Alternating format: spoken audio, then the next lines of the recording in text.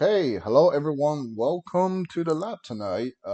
We have another coaching session stream. Been having all those recently, to be honest.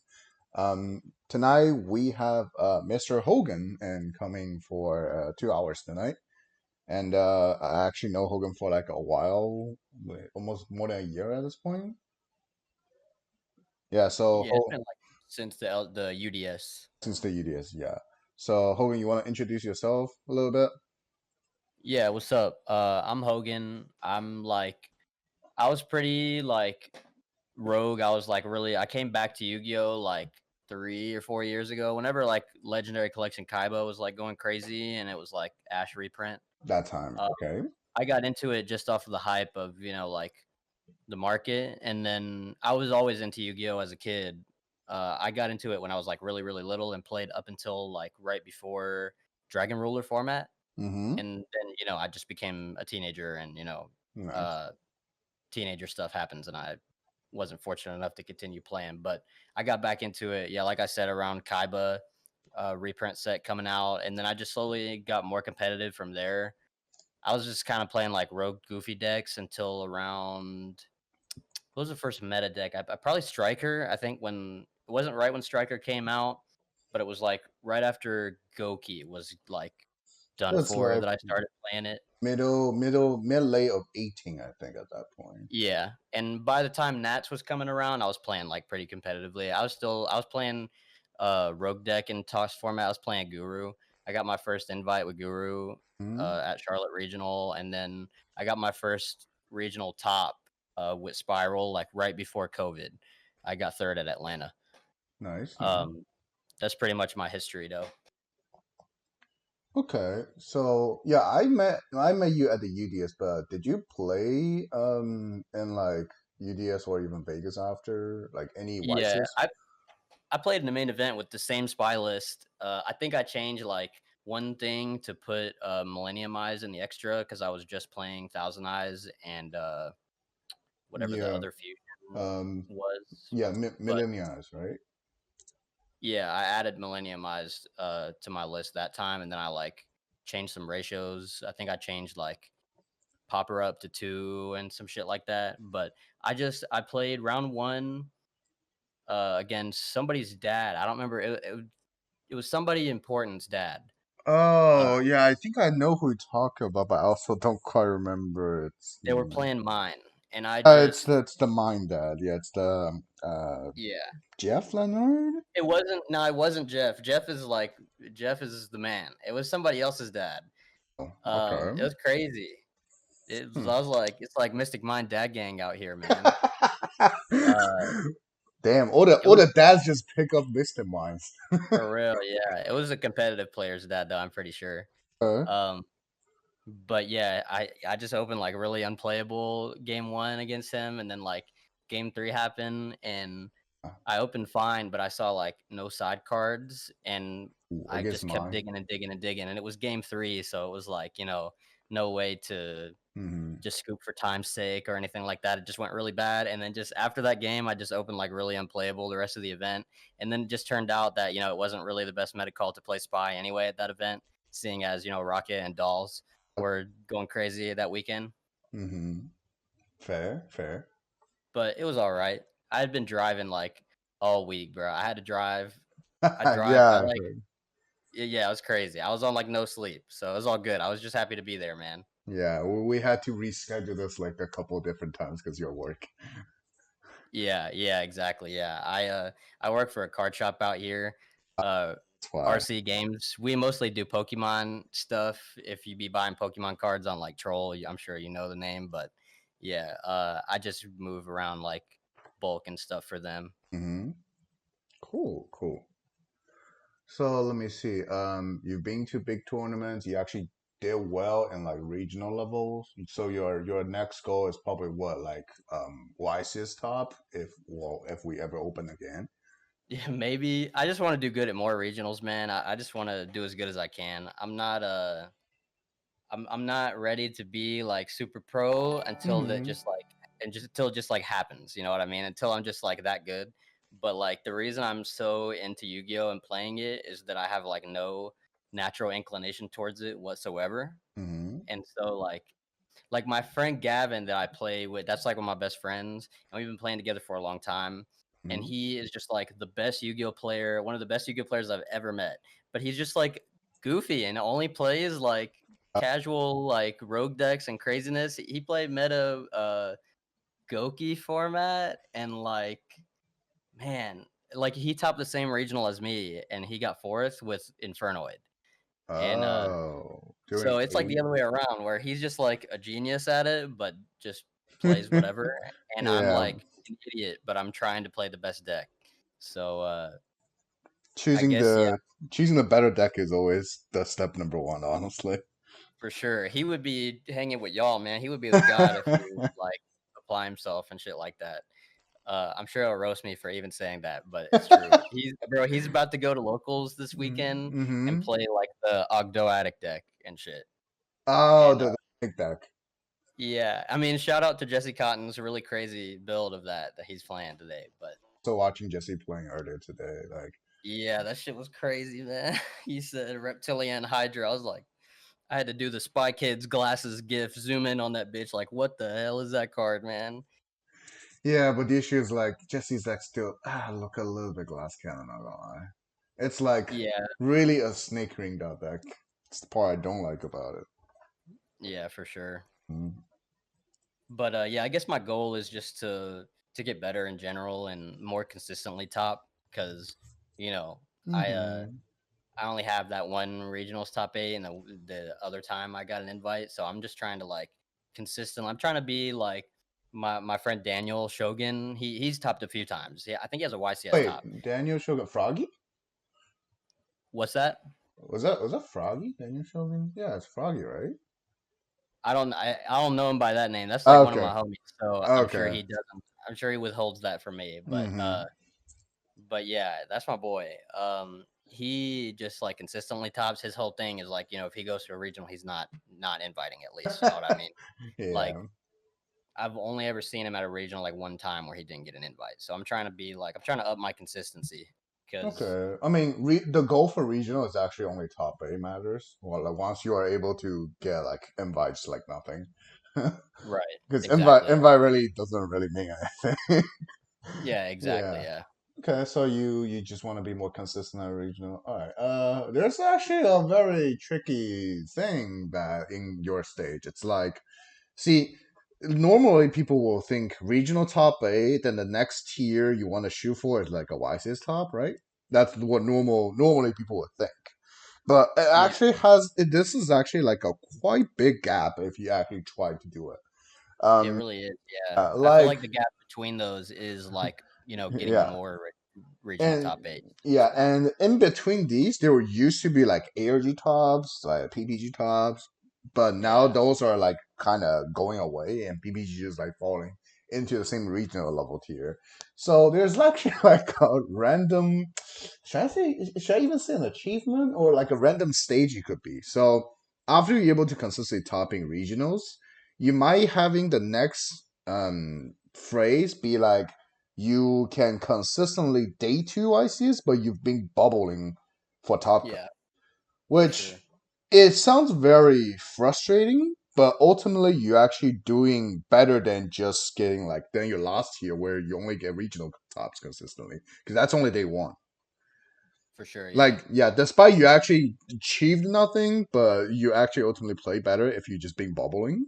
Because it's so many games in a row. Yeah, like more variables just gonna happen and actually like you will naturally have more unlucky opening hands because you played more things like those. Yeah. Yeah. Okay, so let me see. That's for real. On the other hand, have you been play like any remote duel or even like DB tournaments? I've just been grinding on rated on Dueling Book, man. I kind of fell out of interest for a while because like my job slowed down really hard when COVID started, and so from like May ish, I wasn't playing at all up until probably like when Maximum Gold and Phantom Rage came out is when I started to pick cards back up again, and like That's like what kind of no start to mess around with November. it. That's like November, Yeah, right? So you took like but a big half year break. yeah, and I'm because I just like couldn't afford to pick up the cards and stuff like that, and I just figured there wouldn't be much of a point because there's no vents. We didn't know when they was gonna come back, and then by the time Actually, November was rolling around, it was like, okay, they still ain't gonna come back for a long time. So I was like, whatever.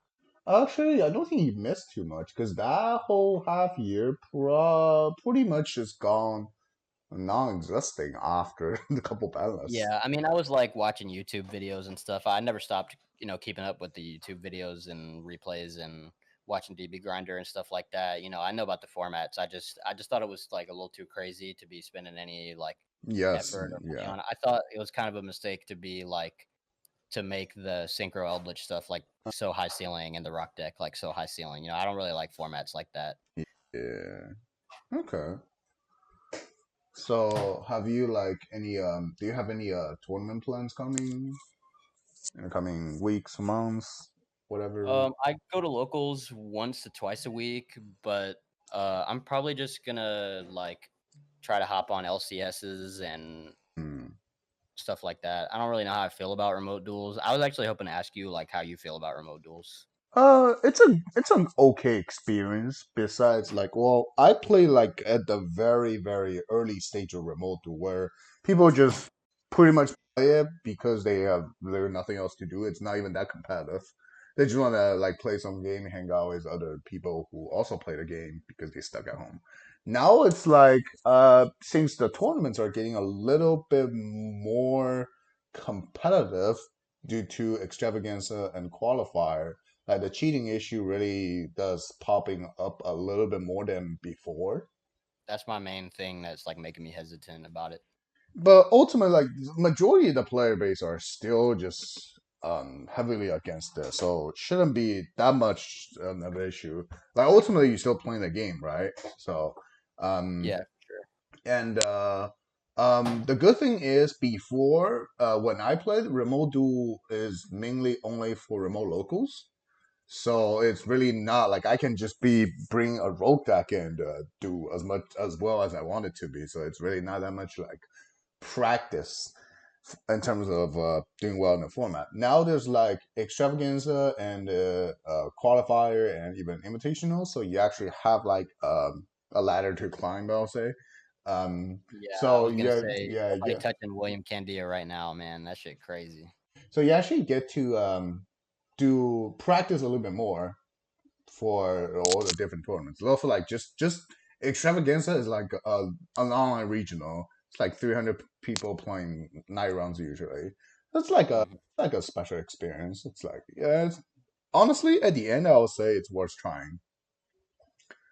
All right, then I'm gonna probably get one of those things where you can like use your phone as a webcam because I don't have one of those fancy like PVC piping like setups where it's like top down view. I need to get like a stand where Yeah, I can have my field on the table with my like phone as a camera showing it, and then like check my opponent's stuff on my monitor yeah, yeah. Just get those equipments. Like, um, I mean, ultimately, you're gonna if you've been playing remote, you're gonna use it for a while, so it's worth at the end.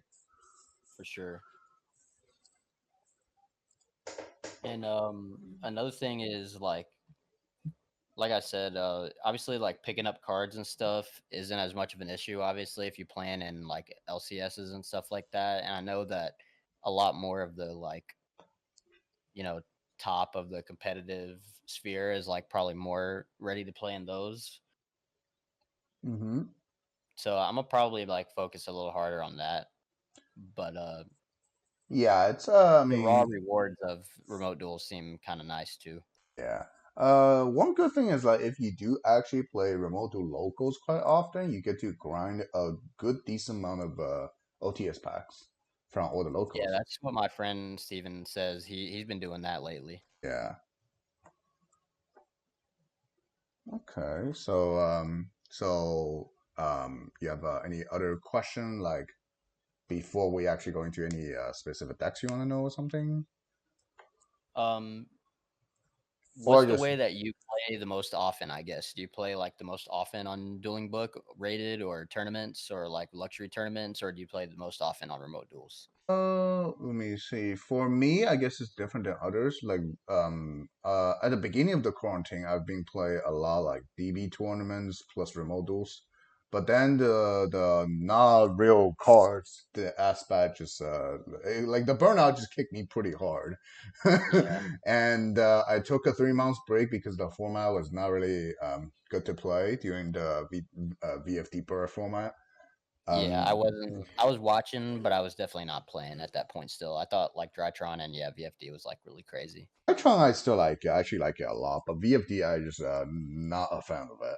So Yeah. after the banless, I came back. Recently, I've been playing more like at just locals.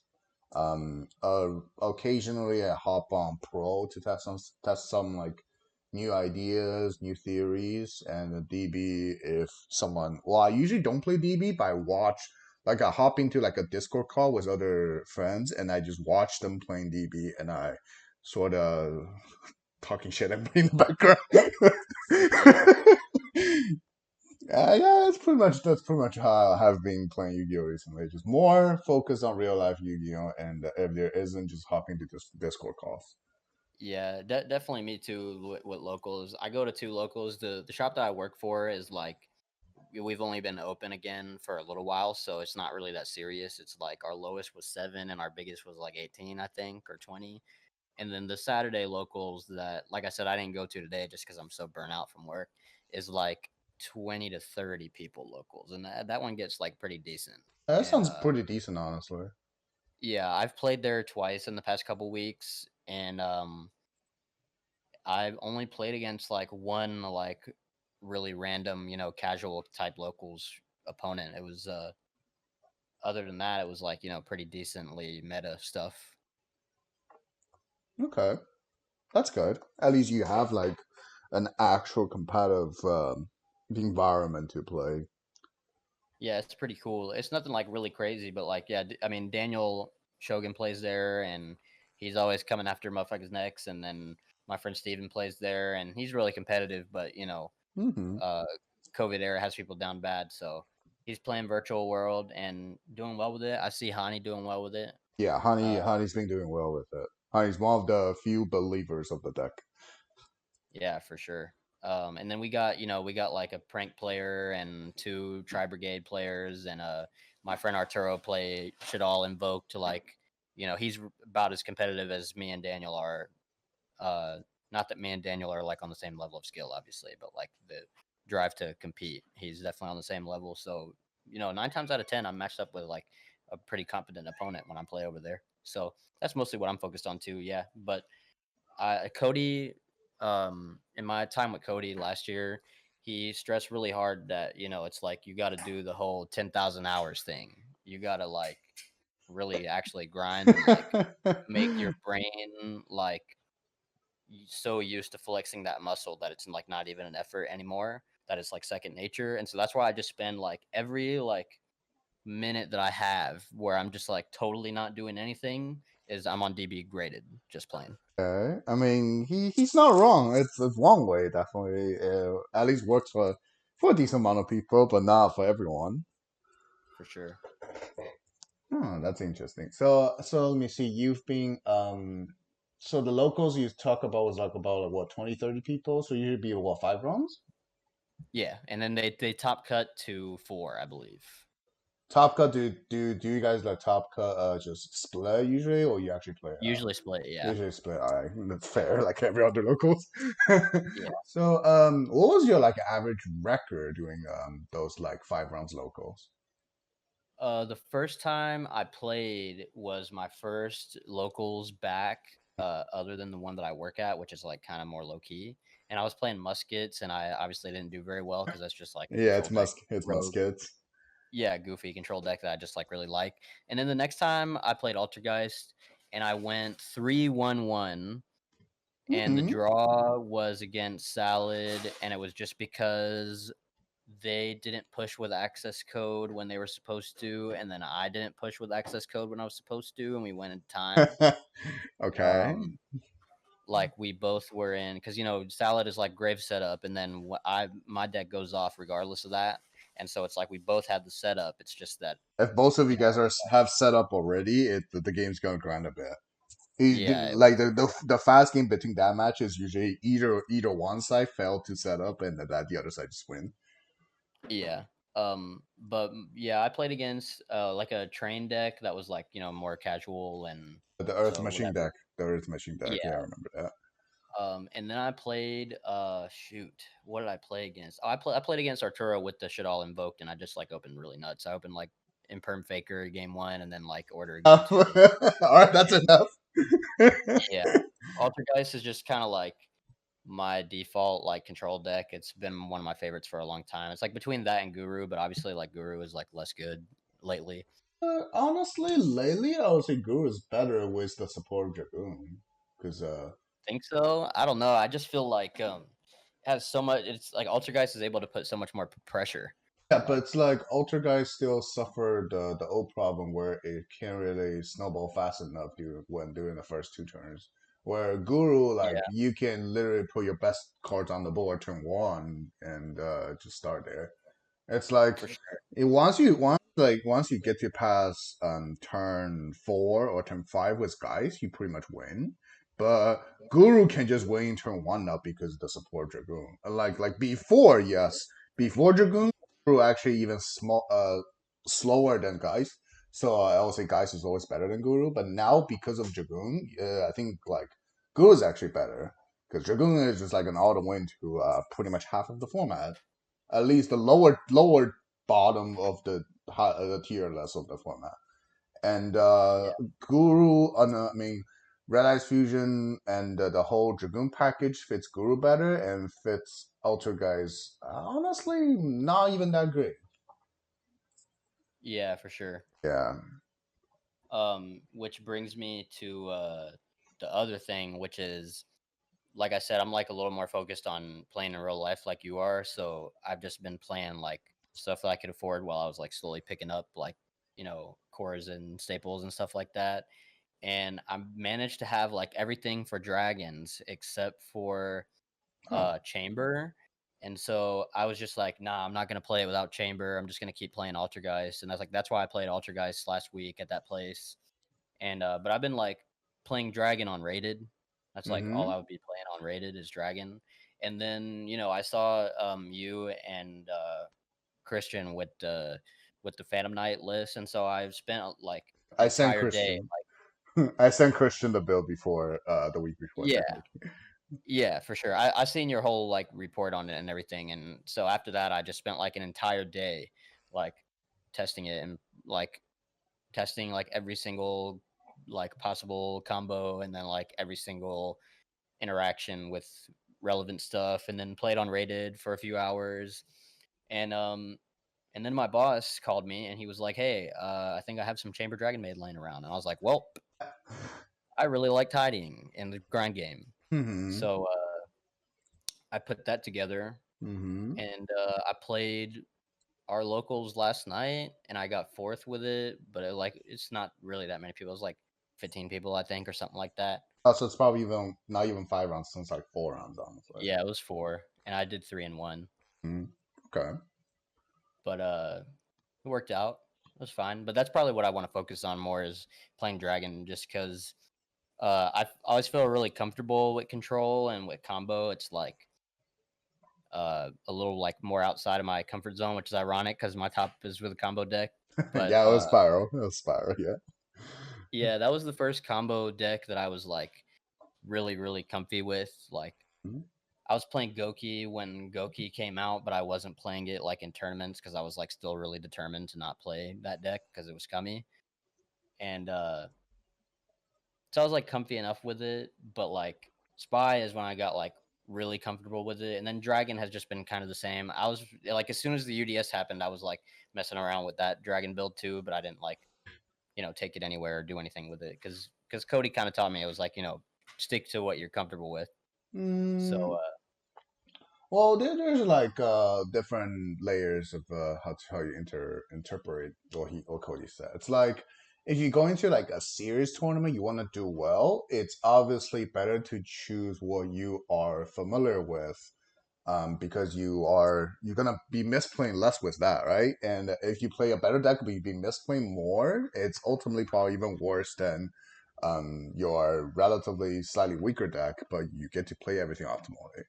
But that's also well, because Cody said this, he's probably in the mindset of just going to like YCS only or YCS onward, Yeah, those series tournaments. For it was before you, COVID, definitely. yeah, for So you yeah, the situation might be different because like what really the series tournament you are going, right? Like the highest level tournament or even with not in quarantine, you go majority of them are being like regionals at that point, and there's technically countless regionals week by week do in different areas if you actually going. So for you, I will say it's like you can just you can for regionals you can honestly just try to play like a new deck to you, which just try to learn it. But obviously you're gonna learn the basics before the regional, yeah, and if you actually there's like a YCS, for example, 2 weeks later at your area, then you probably gonna face the issue where do you want to try this new deck, but the stronger deck, but it's new, or do you want to try the weaker deck, but you are more familiar with? Then you probably end up choosing the old deck. But since for due to sure. the fact if you're going to like locals, going to regionals, like the loss you don't even care that much, it's probably better to just spend those tournaments to learn it.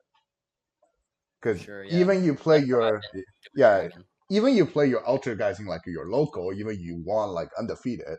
Do you really learn anything that day? Probably not, right?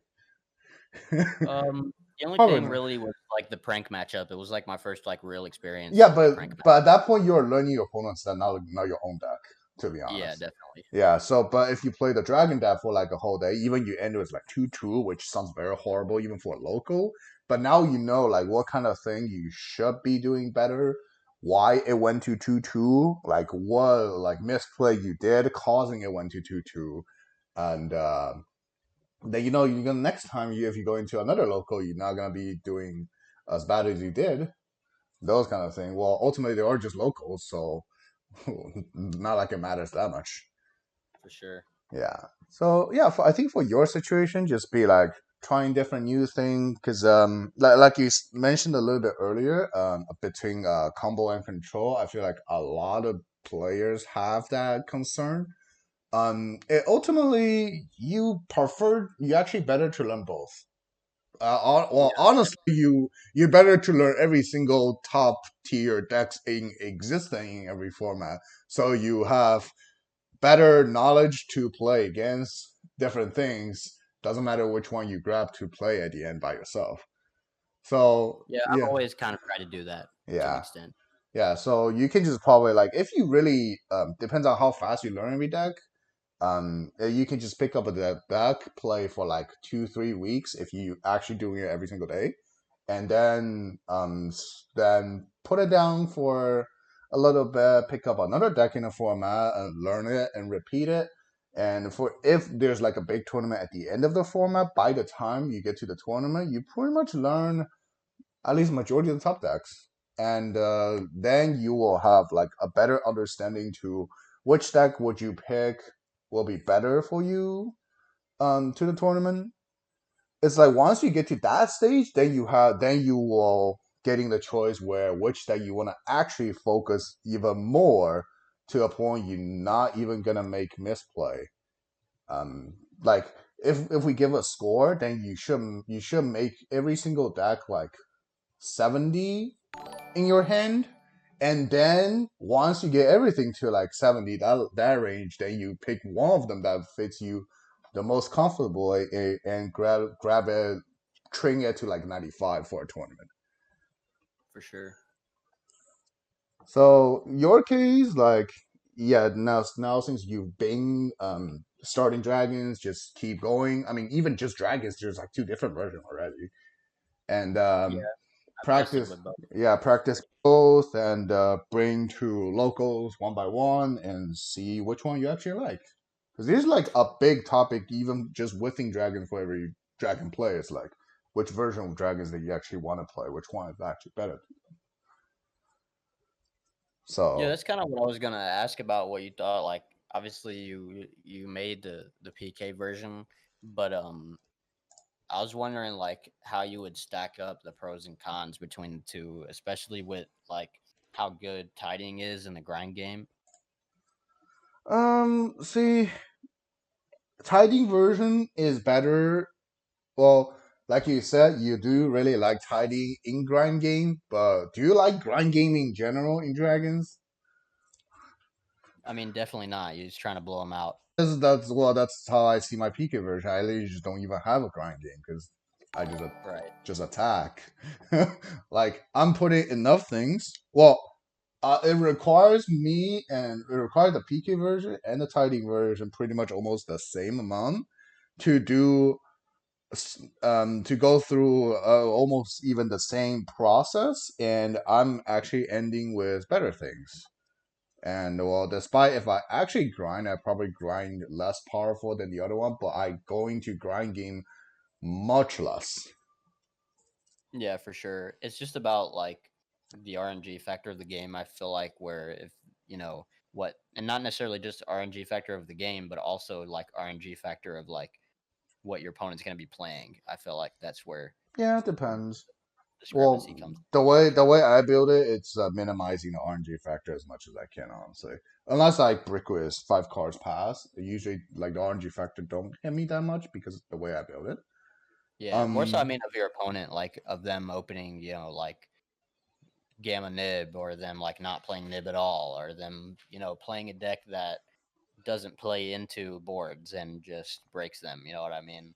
a Um, gamma nib, then it's obviously almost impossible for doesn't right. matter where Yeah. you play.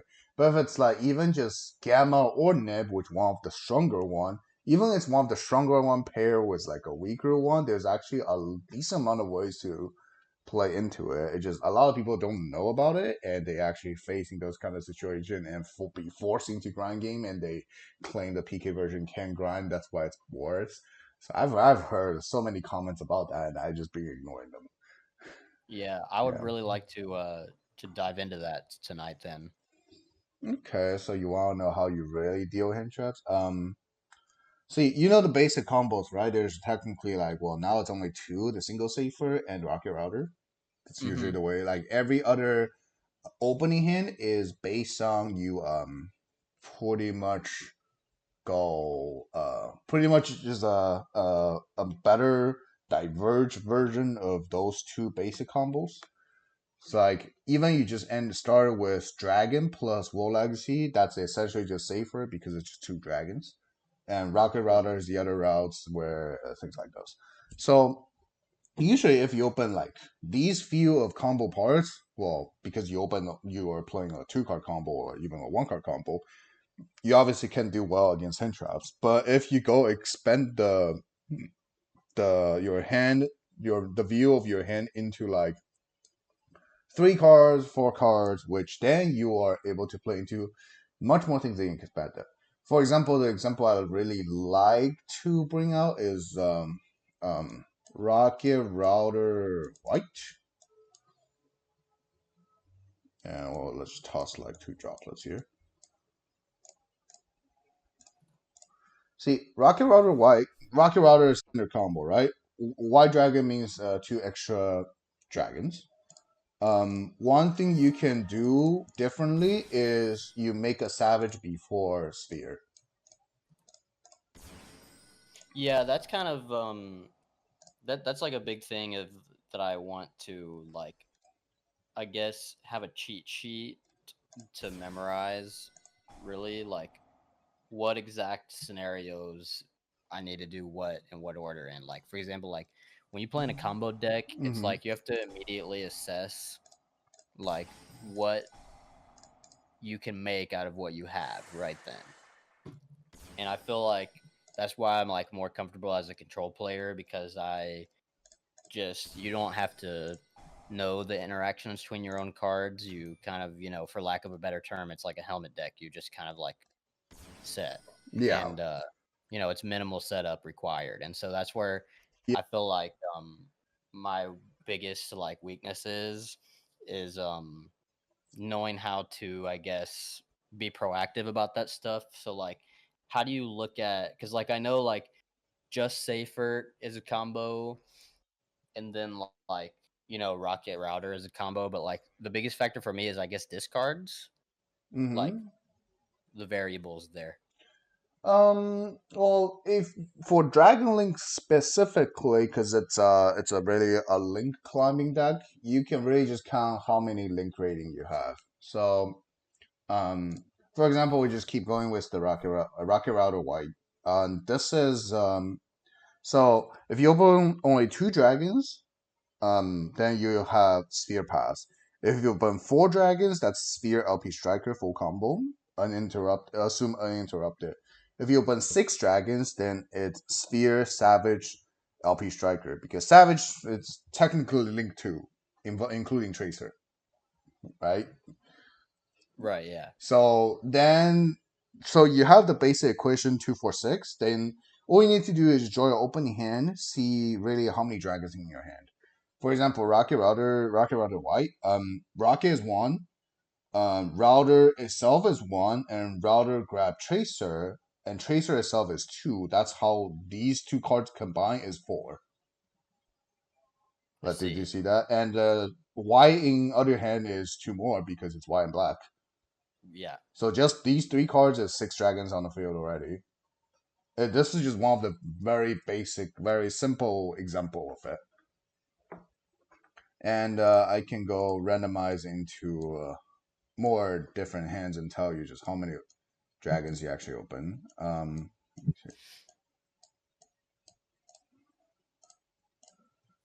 All right, so I just do a pretty good opening hand. Let me see. Safer is two, Tracer is two, and Red Eyes is also two.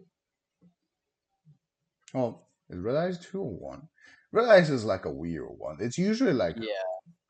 it's not always two based on the level, but see this one we can definitely you can tell we can definitely do a lot of things.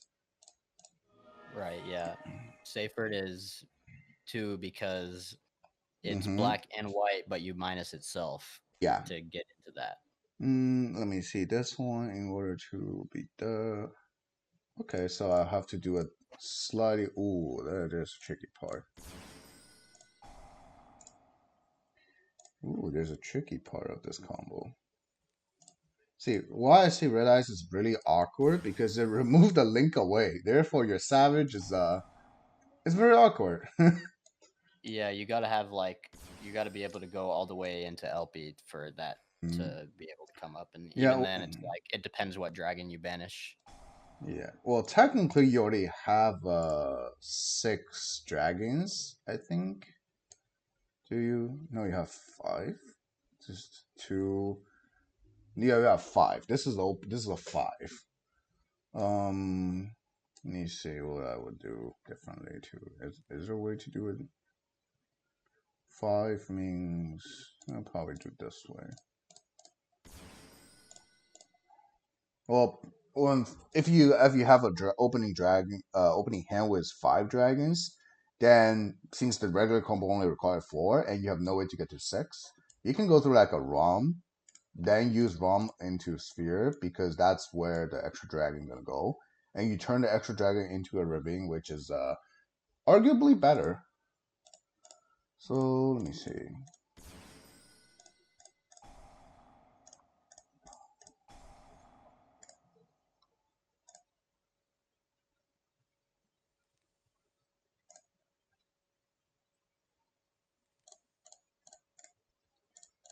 Yeah, I don't really like Red Eyes opening Red Eyes, like just because of that. I even cut Black Metal recently.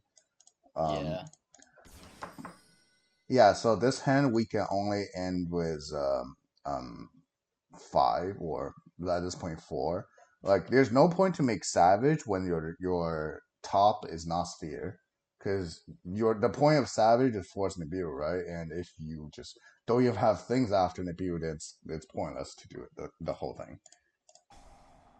But here we can still just do the regular combo like normal, and we get to save the ravine in case anything happens. And for example, if your opponent nip any point early, then Sphere gonna flow into two dragons. Nip token is one monster. Well, if it's going to be cop, then still the same link rating. And then your ravine gonna either give you like uh let me see. Ravine probably won't give you too much, but It's ultimately ah Spear gonna go into Brotor search Levy, then Ravine can pitch Boost Sector to grab to send Safer and get a Levy back, so that's another Yeah. monster. So that's just the basic interaction. I'll just random do another random hand. Oh, this is an Okra hand. Let me see. Two, three, five, four, six.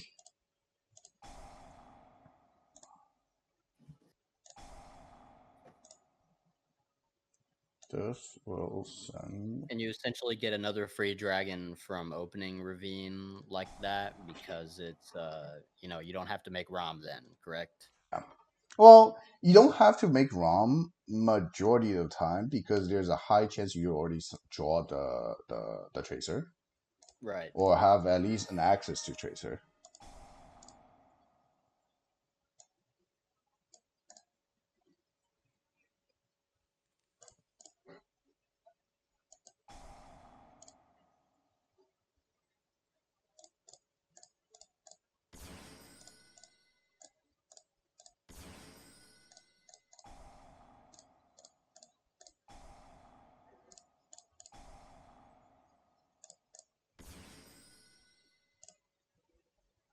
So at what point in your assessment of the opening hand do you say I'm gonna not make Savage or I'm gonna not do PK stuff?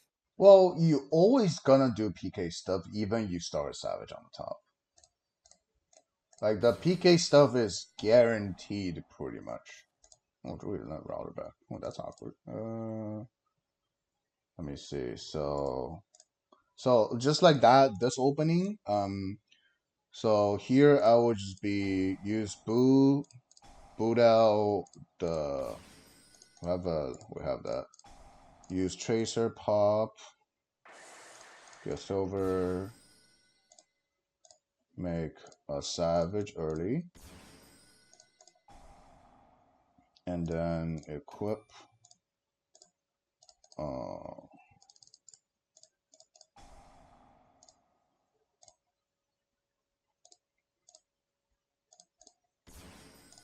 special. Doesn't matter. Let me think.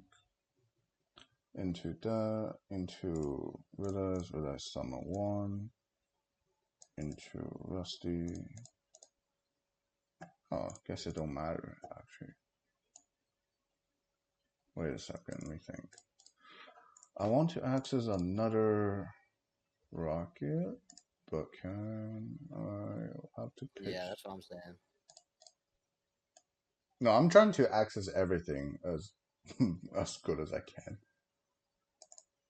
That's why making Savage Open. early is like No, it's only this specific opening hand because you don't have two rockets. But there it can be avoided. Let's see, summon one, summon that. This summons and those two into that, those into that. Pop. Hi, that's fine. It's the same thing. Cool.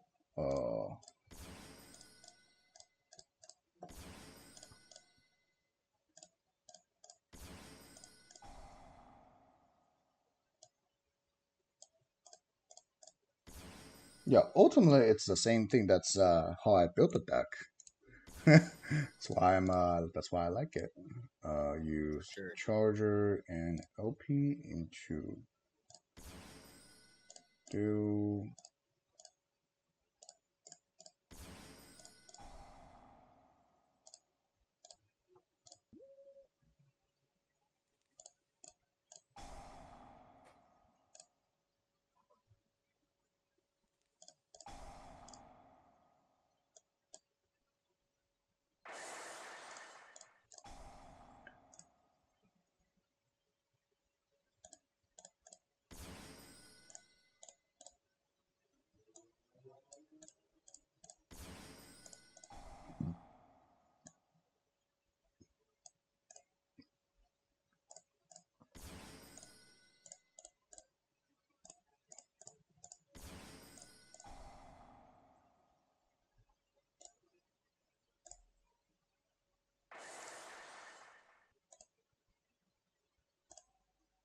And I've definitely like internalized what you said about, one fog blade is better than none as far as Yeah, like, one and two is really not that big difference, but zero and one is always like a yeah. huge difference.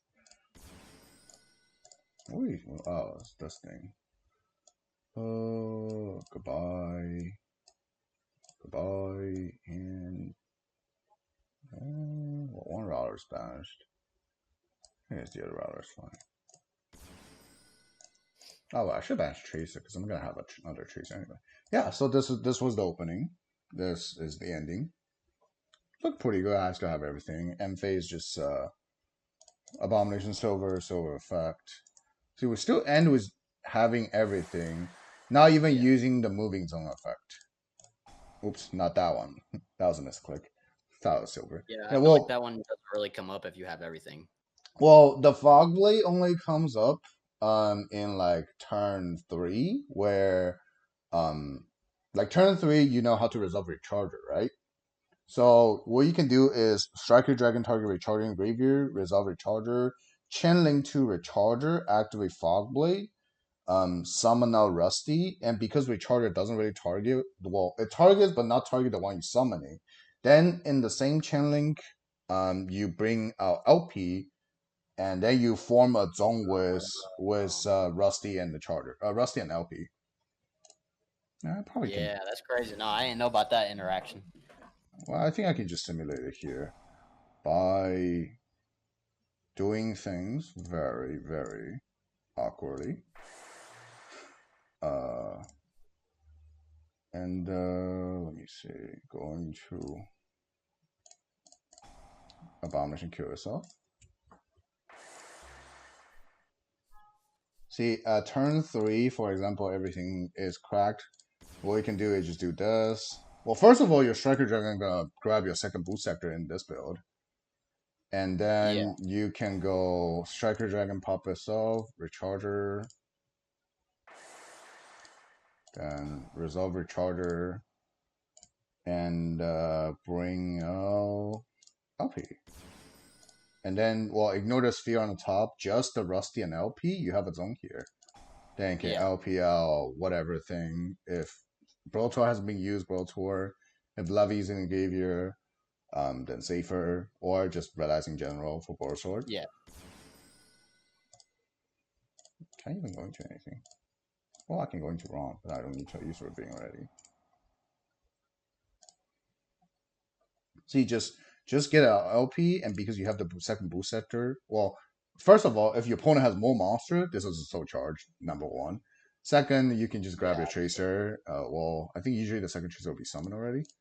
And then safer, levy, different things. So yeah, this is like suddenly you still have this is technically a way to play your follow ups turn three, and this is like if turn one fell, if turn one got broke, then turn three you still have enough things to really push for another wave, and your opponent should be dead at that point. for That's sure. how usually it goes. And well, also because I do play access code, and there's like a decent amount of choices for you to really make. Because just let me see. Do you have a light? We don't. Well, but the sphere usually gonna be in the graveyard. Yeah, Don't need a tracer. I don't think I have ravine. No, I don't.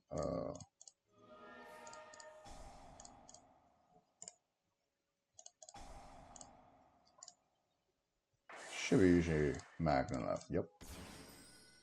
And just like well, just these amount of monster. Well, spirit just assume it's in the graveyard. Rusty cannot be using link material. But hmm, just the rest of the monster, you can either go into Boar Sword, or if you don't have a tap position monster, there's also Axis Call.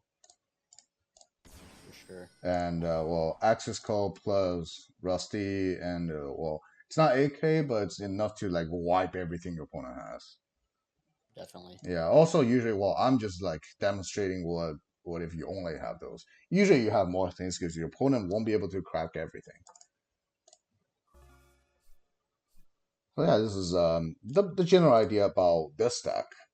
It's like you put up a whole turn one board, expect to just auto win, and there is micromanagement for how you defend yourself from all possible your opponent all possible like board breaking things your opponent can have. Yeah, Um, like I think in general, I've built it like let me see. Two extra dark rip pretty much get rid of the possibility of super poly. yep, Um, Fog blade negate everything on the board. Sphere get rid of anything annoying. Abomination get rid of back rolls if it survives, which against back roll decks it usually is. Then Savage for covers everything. That's also why I save Savage at the end because that's the only negate. And if you toss Savage in like early, there's a it's chance like you one. yeah, there's a chance you get to rip by like another strong card they have. For example, they goes like something that you can negate with or something you can just even let it go through, and then you actually negate it with Savage and then toss a 3T. Now your board is gone. But if you just hold it, let the thing go through, sometimes it's like arguably even better. The most annoying thing from your opponent's side's view is like, despite that he has five negates, he keep letting your things go through. Now they only have their most powerful things that they save for the end, which now that's getting guaranteed negated because everything else don't matter. And for things my ending board really don't cover that much, I have like a crazy amount of cards for it. My ending board doesn't really do well against a negate plus Mystic Mind, so there's three cosmic. And the ending Yeah, board doesn't do well against a strong Bay plus Shadar Fusion. That's why there's three Ash for Shadar Fusion. And well, those are just how you choose your non-engine cards based on whatever you have. And this is the idea of this deck. You expect to not get your board break, but even it does, there's still plenty of ways to come back. for However, sure. other version, the tiding version, it's a completely different logic of your ending board. Your ending board, if you play the tiding logic, is you expect your board is gone. You expect your opponent to actually break your board. And you combat, you grind them with like your second sphere, your tidying chamber, your chaos ruler, and recharger. So it's like I don't really like that kind of idea. I feel like just entering grind game is just not what the deck really good at it. Yeah, definitely not. Like that's why I build both. I just still not a fan of tidying. So another thing that I wanted to talk about with this deck is more or less. I don't know if you've watched MST TV and how he's sort of like every format or two he'll do like a cheat sheet that's Oh like yeah, I a do. I do remember spreadsheet. those. I was one of them. Like a couple formats ago, I think he asked me Yeah, to be a guest for it. he'll do the spreadsheet thing where it's like the x-axis is the hand trap and the y-axis is the deck, and like uh how many decks each hand trap is effective against, and then um how many different hand traps are like effective overall across the format. And so I guess I was wondering if we could do some kind of thing like that, except instead of hand trap versus deck, I was thinking like just dragon deck versus deck. So like Oh, so you more want of the ones I'm unfamiliar with is like prank, I guess. Like I know that with prank you have to not let them put their stuff in the grave. So the option, like that's why the tiding version like wins really hard against prank, is because tidying bounce the normal summon, to? Mm-hmm. and then if they have another way to put a guy on the field, you have the bounce off sphere, and then you also have the savage to negate pandemonium. Whereas I haven't played with this version against prank, and yeah, I guess interactions against that. The mirror is a really big blind spot. Yeah. I have like no experience with this mirror. Mm-hmm. Um, yeah. Um, Okay, Definitely not with so Tri Brigade. yeah, so I kind of get what you're saying. Let me see. Well, now I have to pull out my ugly looking Excel to do this. Let me set it up. Windows capture.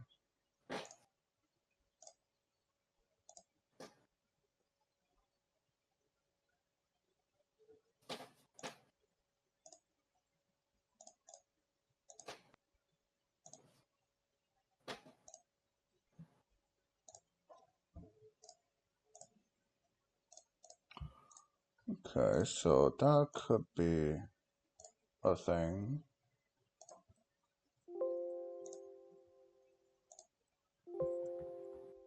Oops, that's probably loud. Okay, so I have my Excel sheet up. For sure. Um, so I guess we want like let me just say there's a couple decks existing. Um, first of all, is my Excel freezing? Yes, my Excel's freezing. Nice. That's always like that. It'd be like that. That's why I'd just be using Google Sheets.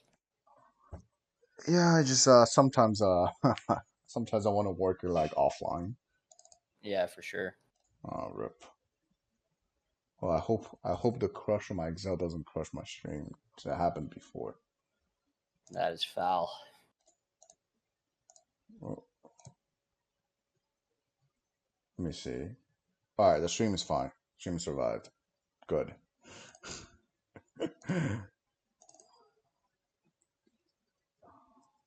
Let's try again. Is it back? Yes, it's back. Good. Yep. Okay, so there's a couple different decks existing in the format. There's Dragon, the PK version. Well, Yep. I think we also have to break it down for going first and second, right? Because obviously, going first, it's like going first and second is completely different things. We probably like we're gonna have like good going first against almost everything. For sure. Yeah. Yeah. Let me see. There's Dragon against Tiding. What are the decks you want me to cover? Prank Kids, as you said. Yeah. Prank. Should all invoked. Uh, with Dogmatica or whatever. That lands in the same category, so it's Yeah. nothing Yeah. different. I agree. Mm-hmm. The Bird Up Tri Brigade deck. That's pretty popular at locals that I play on Saturdays. Really. And Prank is definitely at both. Yeah, Prank. I already Should have all Prank. invoke is at both. Okay. And what are decks existing? I think Dino's losing popularity recently, right? Definitely is, yeah. Let's see. I feel like the Oh, mirror is like the one I want to focus on the most, though. yeah. That's fair. That's fair. And also the Eldritch like control and stun decks. They're kind of similar, but it's like the stun one is like border and floodgates, and then the control one plays Dogmatica with Let's just more just like normal trap cards. let's just Eldritch Zoo as an example. I feel like that's pretty much the best version of the Eldritch versions, right? That Yeah. but yeah, pretty much. Okay, so we have pretty much all our decks.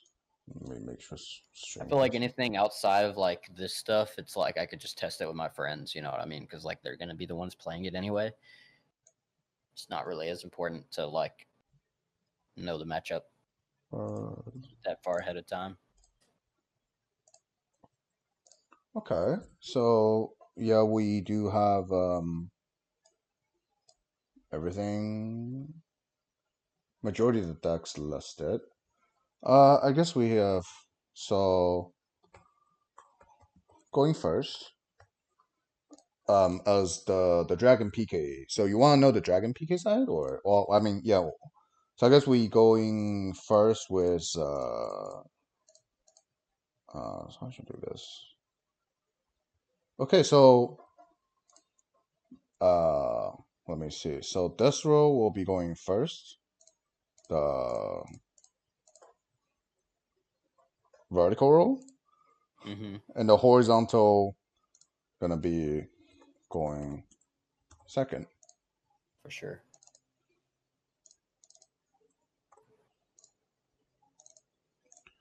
Okay, so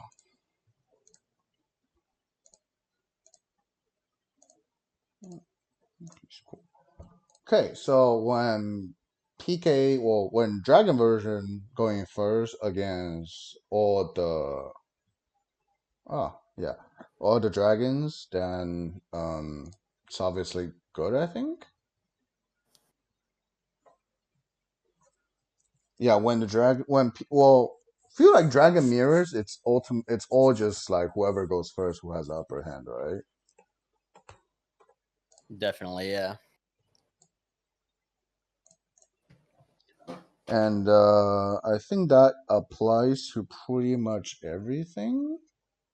Do you want to do like circle across, or you do we want to like give a score or something? Um, yeah, like a circle or cross straight. I mostly want to look at like specific interactions of after you've after you like going first after you've set up the board, like what they're gonna try to do to break it, and then like going second, playing into their stuff, I guess. Um, Okay. so like in the mirror, it's like in the PK Dragon mirror, it's obviously like Well, in whoever goes first has the upper hand, but going second, it's like well, um yeah, in the PK version going first, like well, the way I build it, I'm not really think it's losing to anything because it just covers everything from everywhere. It's like on board, negate, bounce, back row, plus extra decks. There's literally everything. Well, occasionally there's even levy rip, so it even covers a little bit for hand, right? So I feel like I can just go circle for everything. Let me see. Because going first against PK Mirror, or against the two dragons going PK going first against, they just rip their LP, and the second one you can either rip Pisty or rip Romulus. They both working well, and at that point it's like not only they can't even combo perfectly, they can't even combo um they can't even well they first have to even deal with everything on the board. Second, even they can they're missing a key extra deck pieces. yeah, they ain't got no way into the PK stuff unless they have like safer and two rockets in hand and boot, right?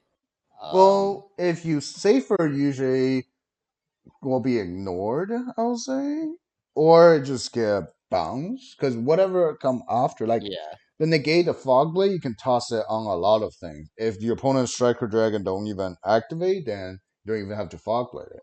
Even if they do yeah. activate, even I they just mean that to say that they ain't gonna, be yeah able to even make any of that stuff.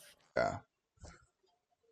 So I feel like it's like that. Tiding version pretty much is the same, probably even worse for as the opponent side. Yeah. Then prank is like a tricky thing. It's like because you get to either, well, the ending board you either get to shoot two extra deck or you get to save the tracer for another abomination pop on the board, right? So you can either just get rid of both baller, so the prank kids now as a link deck they lose all the fusion, like they lose their big fusion monster Yeah, I as feel like that's where they get the most advantage yeah. is Butler. Also after that you still have what's called you still have sphere bounce and even they do have enough things to get monster on the board, Fogblade doesn't really care about chain blocking, so Pandemonium don't really like do anything to like you always get to Fogblade or do their Doodoo Bird, no matter what happens. So I think like if you go first, Prankets shouldn't be an issue. Like and the Abomination M Face gonna rip all their possible like even they have Pandemonium still, they you can just like pop it at the M Face. Or if you miss the Pandemonium, then like they have there can be only one as well, but if you're going first, it's not really gonna do anything because Abomination gonna be there. Yeah. Okay, so that's Prankit. Shadow Invokers, I think it's like probably the least favorite thing in this whole list. Yeah, definitely. Because Shadow Invoke, there's like a lot of different things that can happen. Aerial. Well, the aerial is probably the least thing you should care when you're going first. Because Shadow Invoke, Yeah, going first, of course. Yeah. when you're going first, let me see. When you're going first, then Meltdown is like a guaranteed sphere bounce. Yeah. Then Because you Shadow can't use Fusion, them. yeah, Shadow Fusion. If you don't have, well, for the extra deck, you pretty much guarantee have to rip the superpower target.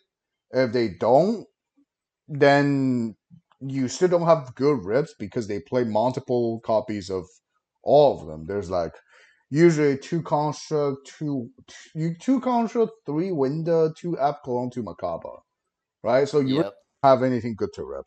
Probably even ripping the Anaconda is not even that bad. Like you can either rip Anaconda or you rip both of the app clone, which are also decent. Then Sphere has to be used on Meltdown. Alistair is easy to cover because you have Fog Blade. The reason you have to use Sphere on the Meltdown, despite it's only getting Alistair, is that if Meltdown's on the field, you can't even Savage negate Shadow's Fusion. So if you let the Meltdown resolve, then they follow as a Shadow's Fusion, you Savage.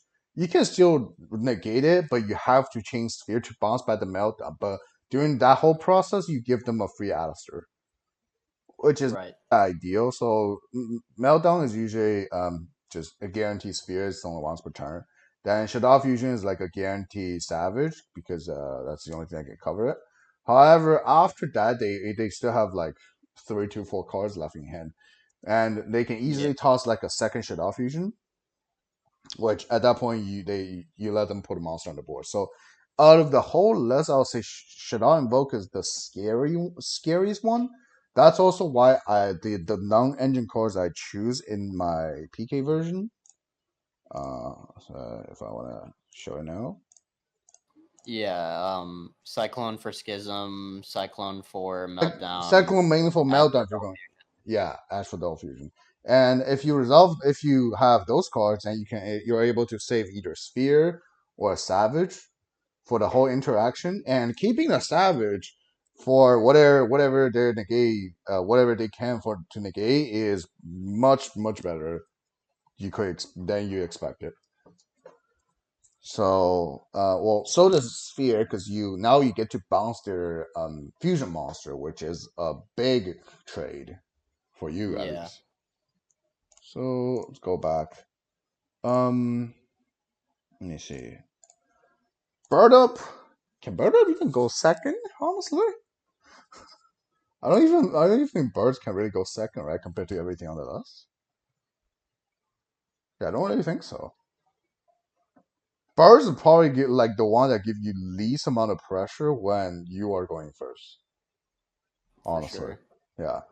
Dino used to be the dragon killer, but nowadays it's not anymore due to the fact there's fog blades now. So you can literally just even let Misk resolve, let things resolve, and all you need to do is prepare your fog blades on your under conductor in the battle phase, or even in the main Yeah, phase. and also they can't like really play through it with uh Sphere. with Lost World because their normal summons are all gonna get fog bladed like on the summon before the token Yeah. can get Also, put on the board. you can just tribute your sphere bounce by the token. So then your fog blade can still target when Lost Force on the field. Yeah, Yeah, so that's I think that's also why Dino's been falling popularity that much, just because it's like Dragon now it's not even a favorable matchup for them. for sure. Then Elzu is actually easy if you go first, due to the fact if you go first, you get to look at your extra deck, right? So for zoo variants, oh, how many zoos you have? Two, or both of them are gone. Now the zoo engine is trash. And For sure. if they have three Zeus, well, then the Dryden is gone. So all you can do is use Zeus. So, and I think you only see three Zeus against like pure Zoo. In every other even Zoo variant hybrid decks, two Zeus is usually the most. Yeah, So yeah, and for Lich variants, like Golden Lord has two effects. One of them sends probably just get negated by Savage, and because they usually target either target Savage itself or target Abomination. yeah, that's what I was about to say. Yeah, that's like the kind of Uh, scary interaction of them just immediately dropping the Golden Lord. you usually able to just like stop it, and Lord coming back can be either steered or fog bladed, so it's not Yeah, even attacking you anymore. And the at that scary point, part isn't not having something for it. The scary part is them like forcing the bait and then playing some other blowout card. yeah, which I think due to the fact there's so many things on the PK side, it's not even that hard. Because for example, Zulich, right? They have Golden Lord, a fighting hand, a fighting graveyard, normal summon Zoo, in extreme case barrage. Um, you first of all already get rid of either Zeus or Dryden, so the Zoo engine is significantly weaker. Then the Golden Lord can be just covered by two of your interaction. So I think that's pretty much it. Then let's see. So which one you want to cover next? Um, Definitely the mirror, like the like me playing PK goes second versus tidying going first. Right, so when you play PK, going see the fact about tiding version is like their ending board isn't that particularly big, and they only usually have what three negating average. It's in a combination between sphere, tidying, usually be either savage or hot red. Yep. Rarely gonna be both. So I think that's usually the average ending board.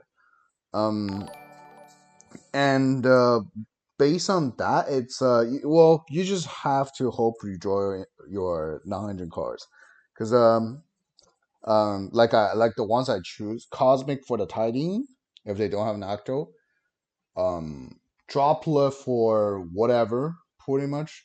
And the only thing you have to really play into is Sphere, because ideally you probably can't really Droplet it. The way you Droplet other monsters. But good thing is like you can go, for example, you go. That's also why I like Droplet because I think it just force a little bit more and make the monster easier to out afterwards as well. Yeah, You can that's go about to be that's like the only like really big important card that I don't have. And so if I was playing in real life, it would probably be like, Cooler. yeah, although it sucks that it's dead going first, Yeah, it's like, you know, very dead going first. Let me see. What else? So the fact I like droplets, like you can just use one negate, one thing, fade out negate, then you can change it for example you chaos space pitch one, your opponent toss a negate like a savage or hard red, then you can just change droplets, send the chaos space to negate something else if you don't even care about the chaos space resolving. yeah. Like there's I think Unless against the PK against PK mirror for the dragons, you usually don't even need to negate that many things because the deck is good enough naturally play into a lot of boards. Also, droplet, like you can pitch all your rockets as free as you can, as long as you guarantee your boost sector able to resolve on the graveyard. Yeah, for sure. Mhm. So it's not ideal, but it's an okay. Uh, I'll just put a dash here for an okay. I think going second PK. PK against Prankets. That's a weird one. That's honestly a weird one. The way I choose it, Ash definitely helps. Cosmic on either Pandemonium in the draw phase, or there can be only one with Essential. And Droplet can stop Butler after being summoned. And that's yeah, pretty much. I think this is let me see. Prankets is like if you got absolutely nothing, then obviously it's gonna be annoying. But I For sure. think it's still just like an okay matchup. So I will probably still give it dash. Shadow Invoke is actually a bad one. The next one. Definitely. Shadow Invoke is like if you don't draw Cosmic or if you don't draw Ash, then you there's a decent chance you just can't even play. It's actually weird that the Schism Sending one effect is usually actually more annoying than the Window Stater. Mm-hmm. And Ash covers. Let me see. That's also why I have Droll in the side.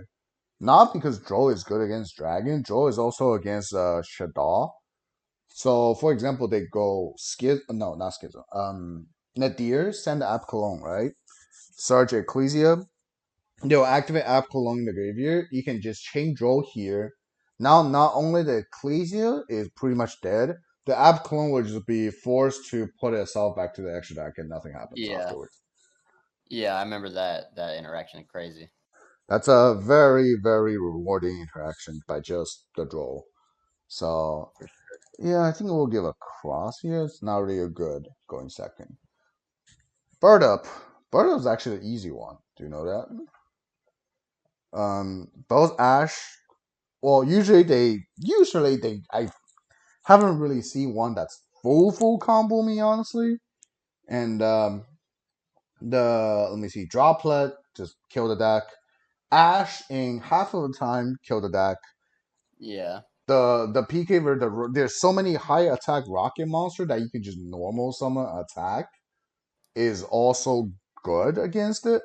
But The obviously, problem is the ancient warriors link that is like seal um, let me see. Give me a minute. Let me check one. because quick lunch makes your guy like not be able to attack that you summon off of it. Well, you can't even quick launch summon it if you're under wind statue. So Right. I think there is a thing. You let me see. Send a card from. It says target. You know what target means? If you normal summon Magna Rocket, this thing just doesn't even touch. Doesn't even target with Magna Yeah. Oh, and so that yeah, he's a link, so that applies to to Magna. silver Silver, as well, well. silver yes, but silver pops really doesn't do anything because they only rip one for the extra die when it's already he probably put everything on the board already. Yeah. And obviously Tracer is just if they target Tracer, you just pop itself and summon a You can't even activate Tracer because wing statue. oh yeah, facts, never mind. It has to be Magna, but on the other hand, it's like they have to really comboing everything to have everything on the board. Like I've not yet see a bird up just perform bird Appaloosa Ancient Warrior plus statue and spell in the Yeah, the graveyard. board is usually Samorg, Yeah. uh, statue, and ancient warrior, and then sometimes they have one of those trap cards. Mhm. Well, I think the trap card revolt, right? I think that's been cut. I think that's been cut. Just not needed. Even the ancient world, like the more time I've seen people just uh struggle and only have bird plus statue. Word. I be seeing I'm hella like not control, but like uh Tri Brigade decks that play Revolt and I think Oath as well. I think that's the card. I don't remember, I think but they play the I think both traps or one trap and one uh spell. Oath maybe. I mean, I haven't seen. Well, maybe they played it now, but next after next set when Bear Bloom is out, it's a completely different deck. Like Bird Up and well, more popular will be Zoo Tri Brigade is two completely different deck. Oh, word. I haven't peeped that at all. Mhm. You can go check. I mean, I did a video like earlier this week about the new version technically. Yeah, I seen that. I haven't had a chance to watch it. I've been so busy this week. Yeah, that'll probably explain you what's really the difference. Like the other bill is more just zoo deck, I would say, but better, which is significantly different than bird. But if they only have bird and statue, then you naturally have a lot of high attack monster in the rocket deck. All every pretty much almost every single rockets can beat over it. Saver can beat over it. Unlike the Tiding version, where in Chamber is weak F, Rocket Yeah. Synchron Rocket Synchron doesn't have attack. Yep. So you have a slightly higher advantage for this matchup. So I'll even give like a Yeah, um when I played last week, it was yeah, I opened like Chamber was like my only monster against the that board. yeah, this chart looks confusing enough, but we'll get it going. Just a template for what we're talking. So yeah, that's pretty much uh what else? Next one. Dino? When's the last time I going second against a Dino?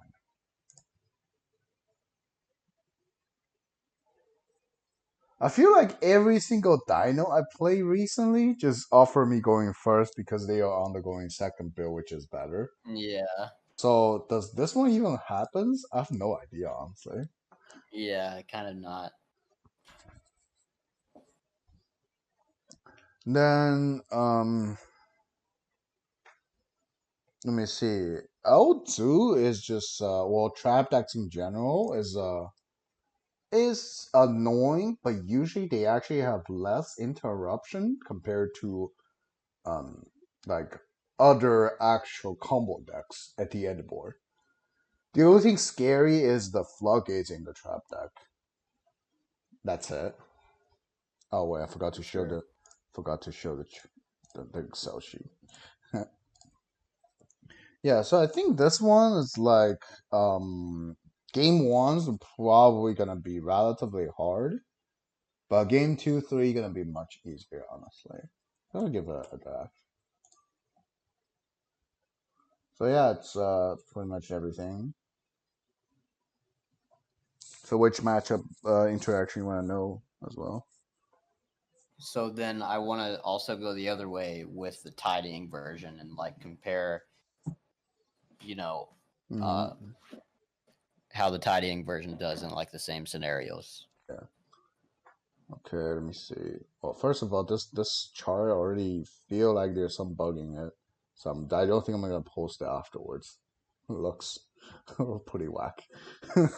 I Anyway, got you. I'm a designer. I can redesign that hoe, make it look good. you will feel like it. Let me see. Tiding version.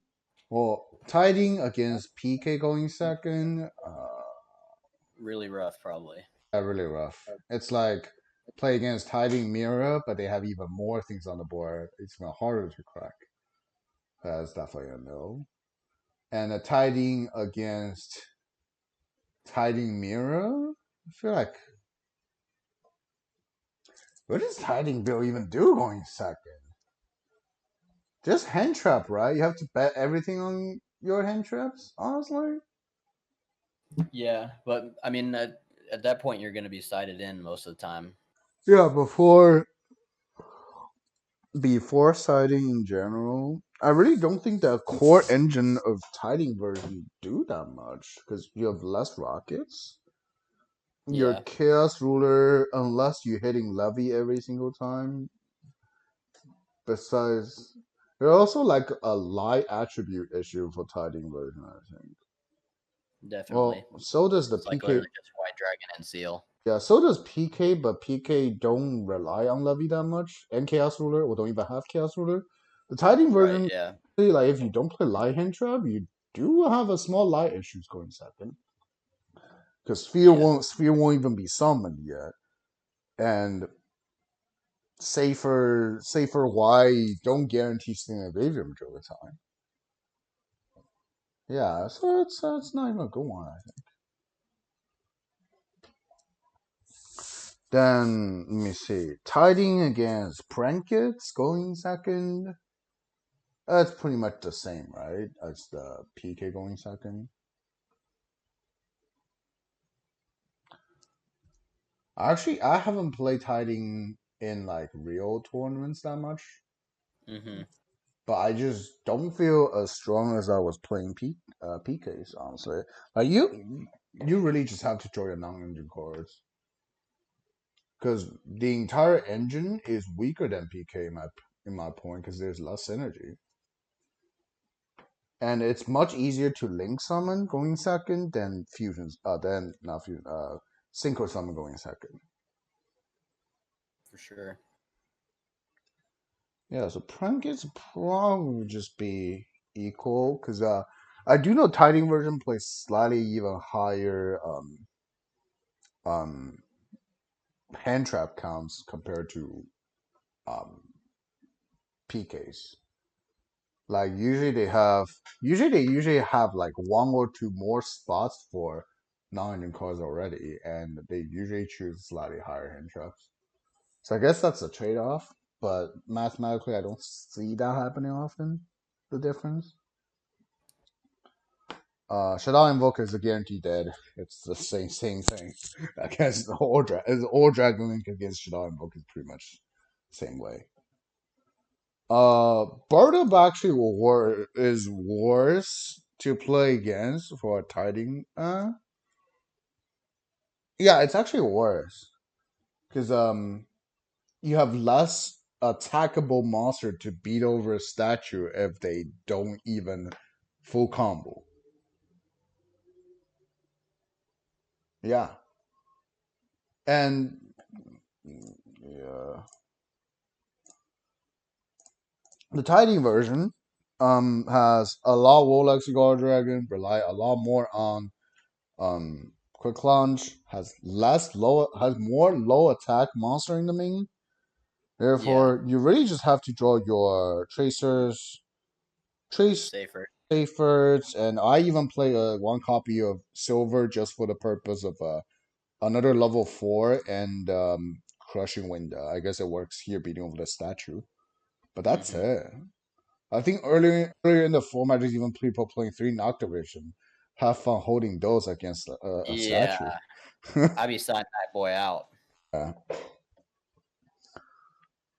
So yeah, it's pretty much that. I think it will be switch to back.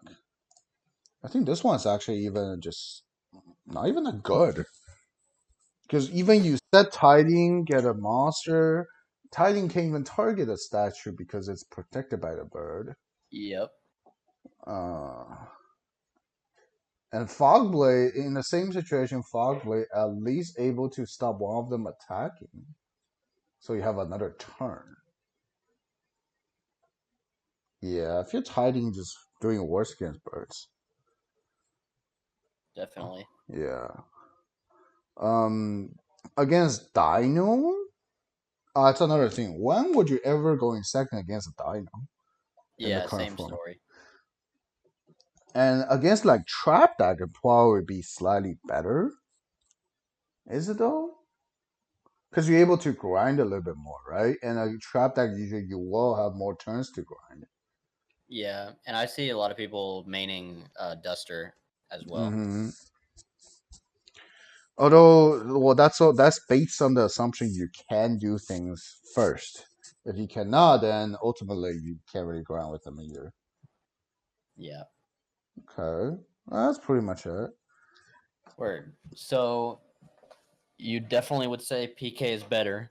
I mean, I've been saying this thing for the entire month, and people don't buy it. Yeah, So I did. cool. Um, I just got like I said, I got a phone call that tidying was available, and I mean that Okay. chamber was available, and I was like, I don't really know how I feel, one versus the other yet. So another thing I want to look at with more so the PK version since it's probably better, but also maybe to an extent the tidying version is like siding Mm-hmm. against these matchups. So like um so you have Droll. Let me see. I'm gonna write it down on my phone. Like Mm-hmm. where I mean, I'm gonna the whole vlog gonna be uploaded to YouTube later, probably like sometime tomorrow. So you get to watch it again if you need to. yeah, So for sure. yeah. Okay, so Droll or no, Pankratops. Mm-hmm. Uh that's obviously go second. Um what decks would you say is like bad to put Pankratops in versus? Definitely probably the bird deck. Yeah, bird you definitely don't need Pank because you can't even use it. You And can't use it, yeah. but pretty much against everything else, I think Pank is good. Word. Let me see if I can. Um and then so Droll All right, now this way people can see the side. Droll is good against almost mirror. everything else. Let me see. Droll is definitely good against Mirror. Droll is very good against Shadow Invoke. Droll is arguably even acceptable in Dino matchup if you have nothing else. Yeah, But on the other hand, you won't be able to expect you going second against Dino, so I don't think that's a really a viable discussion. yeah, Um, yeah, that's about it. I mean, it still covers the bigger ones like the dragons that should all invoke. Those are the biggest. definitely. So for Gamma, do you ever like side in Gamma when you're going first game 2 and 3? Oh, Like, I that's actually I put in gamma because I'm putting a because I need it going first. This is actually a going first side more than going second side normally because to going bait Ash off Chaos Space there's and like stuff like that? well, for example, you actually do open chaos space or even just safer because you're gonna safer tribute, so it's the same as chaos space, right? You can get ashed, drolled, and lanciered, which all of them falls into gamma. Definitely. And you can do like if you open ravine, you can stars ravine. You if you open safer or space, you can start as those and um stopping droll lancia. Ash honestly in some situations just can be played into it. You don't even need to care about it. Right. Yeah, but Droll and lancia could be very annoying because they significantly make your board weaker. Hmm. And it's not even that hard to trigger if you open the specific, like the better card in your deck. Gotcha. So, Called by the Grave. They're going. Um, It's just another thing that Definitely cover the same game logic 3 for. or Well, go no, first. going first is just same logic as Gamma, like Joel Yeah. Lancia, occasionally Ash. Um, Let me see. Okay, so Feather Duster is pretty easy. Not really that much thought required there. Elster, Storm, Reboot, those are pretty much in the same category. Just going second Hmm. against back rows. Storm occasionally, I'll put Storming against like combo decks sometimes. Yeah, sometimes they just don't be summoning their guy in defense position, man. Well, half of the time they still have a Link monster. Like, let me Yeah, see. Dragon it's has at least a Sphere. trade.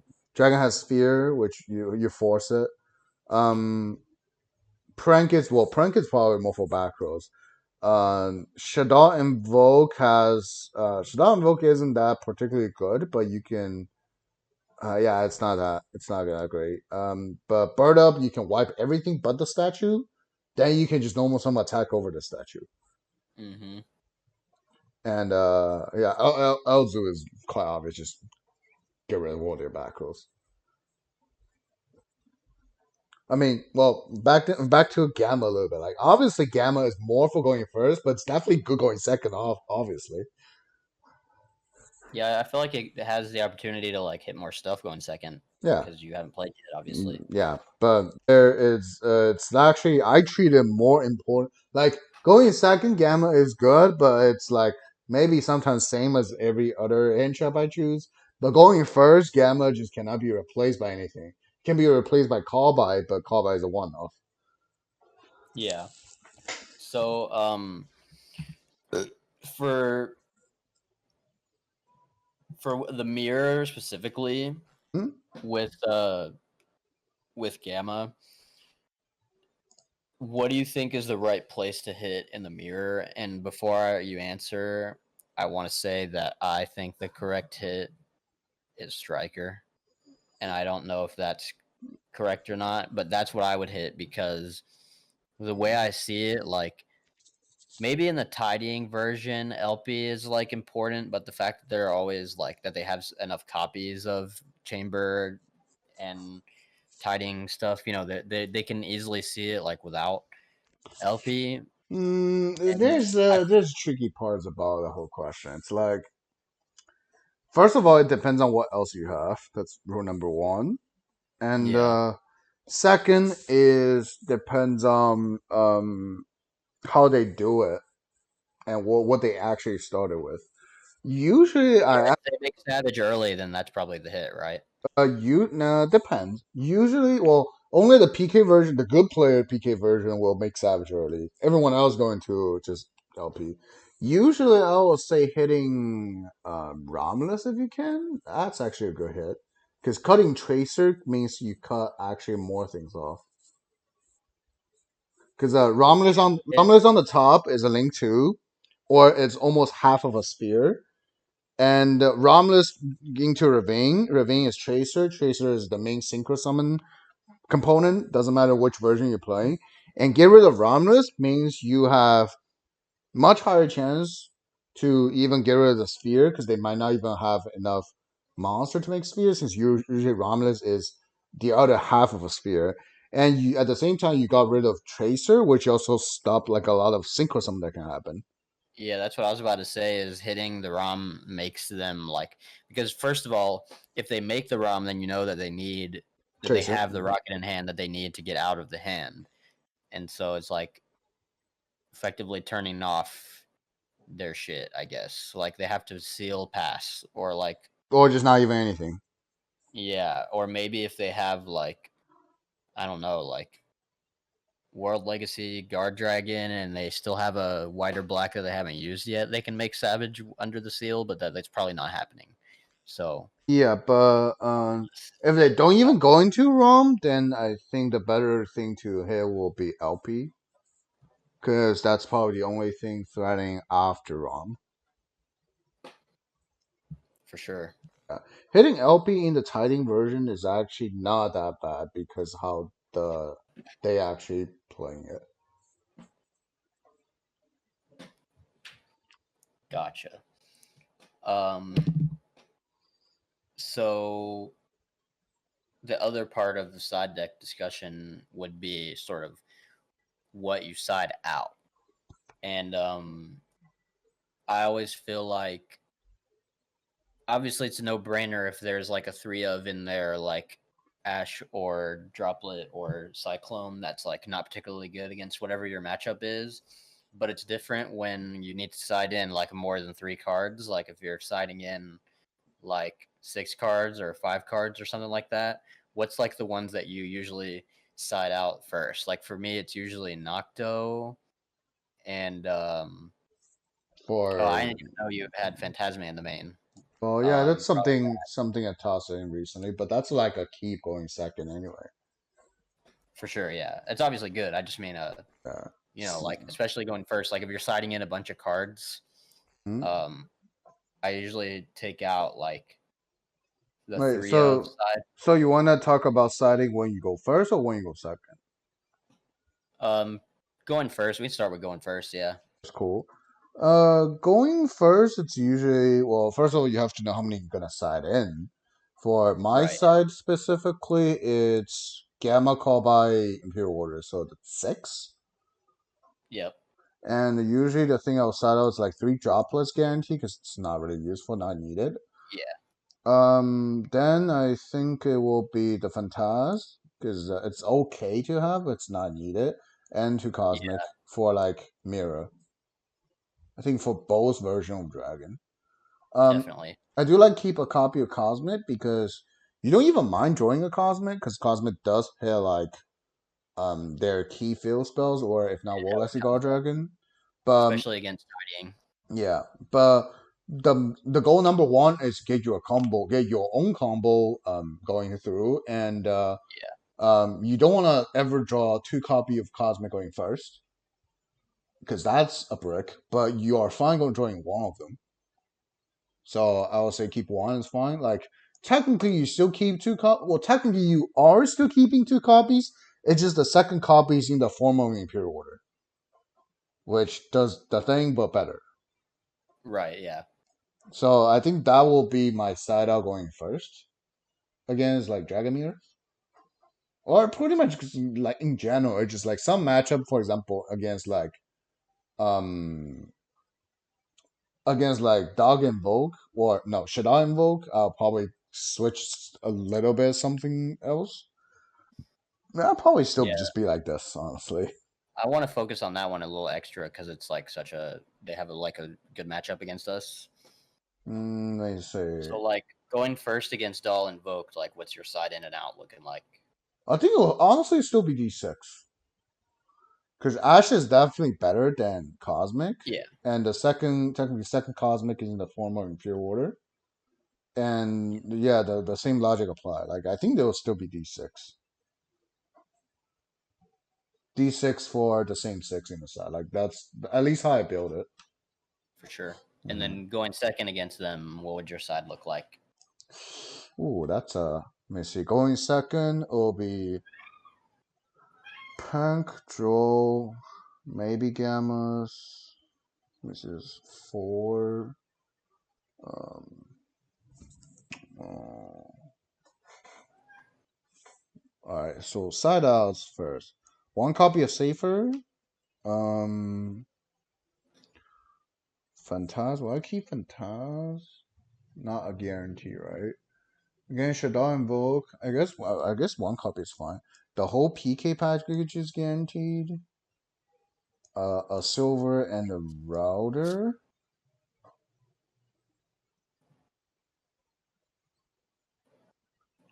Yeah, those are against Shadow Invoke. It's even possible I saddle a copy of Quick Launch.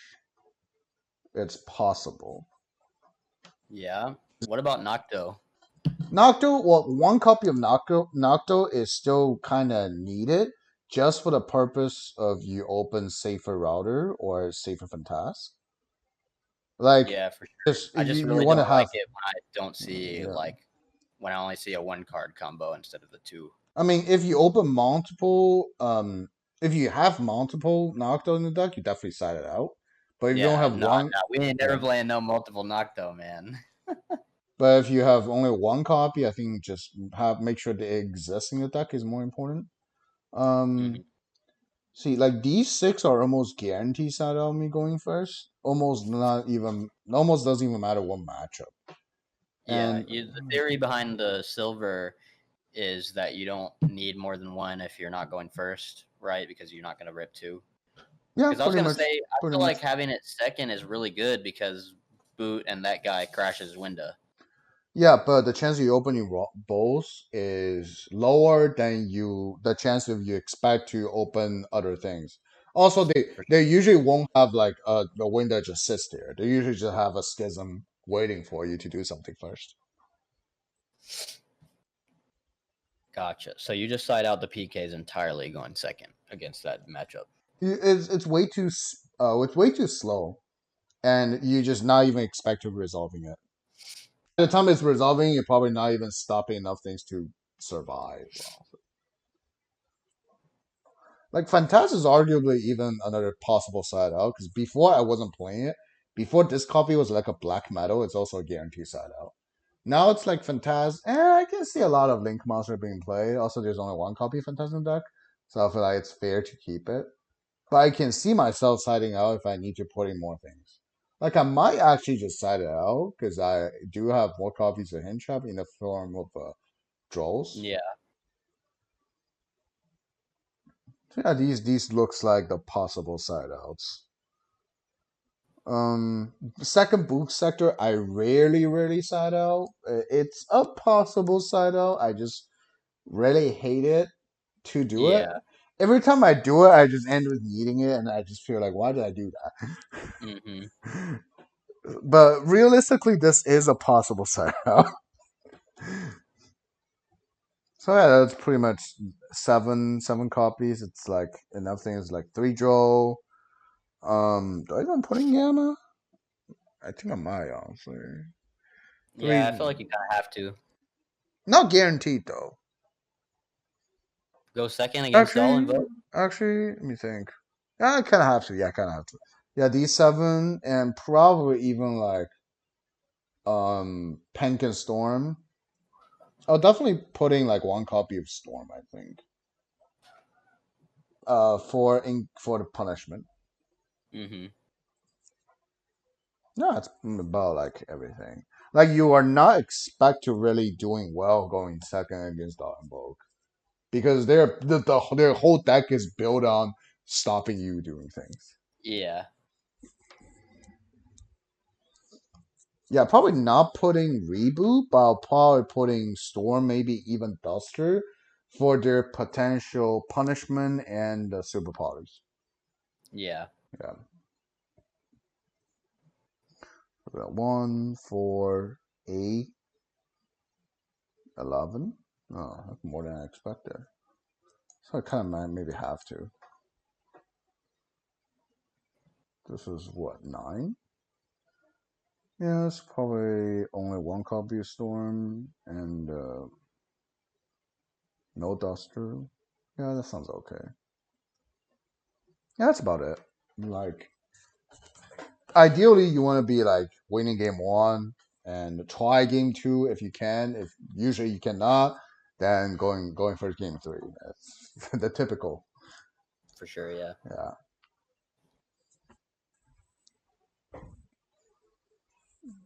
So what other match you want to know? Um, definitely the bird matchup. Going second? Yeah. Huh. Let me see. Is Droll good against it? Yes. They do actually search a lot. So Drolls, Gammas Yeah, it for depends if sure. they have assault, right? Um, well, the bird up and the pure zoo tri brigade is two completely different decks. So you can honestly even separate them to talk about. Um, and against like the bird up, actually making up statue draw is definitely good because they actually need to search a lot to have enough monster on the board. Gamma's obviously good, and then I probably will put both storm in just to get rid of everything but the statue. Because once like other things are gone, then the statue is very easy to speed over. Yeah. So it'll be what 3, 7, 9, and let me see. Things I will settle. Cosmic Art Guarantee Gong. Yep. So this is already 7 cards here. I'll actually keep the second silver just as a beater, just as something that can beat over the statue. Yeah, I agree. And I think let me see. I might even side out these like one copy of each because well, at least the way I play the PK version. You don't even need to move. You don't even need a zone moving effect. And if you're under statue, then none of the special summon matters. So here's already 9 cards I can take out, and for what 3, 7, 9. Yeah, there's already 9. Like birds, I never really worry about birds, honestly. Just for the fact I even main droplet. for sure. Um, so another one that I just thought of that can be weird that I want to talk about in general a little bit is virtual world matchup. Oh, the VW one. Yeah, that one is weird. It's like going first. It's obviously easy. Going second. What's their usually typical board? Usually It's the it's what? between Crystal Dragoon Shin Trap. That's the best one, I think. yeah. It typically though it's probably crystal trap dragoon or Shen trap dragoon, right? I don't think. I think it's usually either Crystal Dragoon or Shinshin plus like traps from both sides. Because the way they make Dragoon is they're going to usually Ultimate it into Muddy Mud Crystal, Dragon. then Muddy and Ultimate it into Dragoon, I think. Yeah. So that matchup, first of all, well, going second, obviously, Fantastic is out. Not even have Link Monster. PKs are Yep. out. Silver Router is out. Safer is out. Uh, okay, is what at least seven. Then let me see. Pank is good. Gamma is good. Um, Lightning Storm is good. Duster maybe. Well, if I'm keeping Cosmic, then I'm not putting Duster. And uh, Troll might as well, I think, because they do have a lot of like going through different things. There's like the Spanish Graveyard, their pots. Yeah, they're probably Yeah. okay. So let me see. Four, six. Yeah, Well, just that blue one. 4, 8, 10. Well, even I just don't put in lining. Probably do. Actually, I'll probably put in the lightning storm and take out a cosmic just because it just to swap them. Mm-hmm. If there's anything I would take out, like oh, why I just hate this card that much. I might take out a copy of Warlexy Guardian because you not expect your monster going to baby.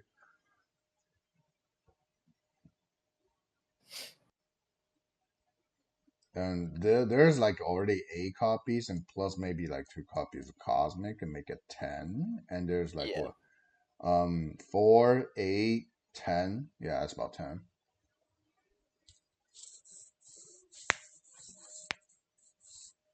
Yeah, this looks like it.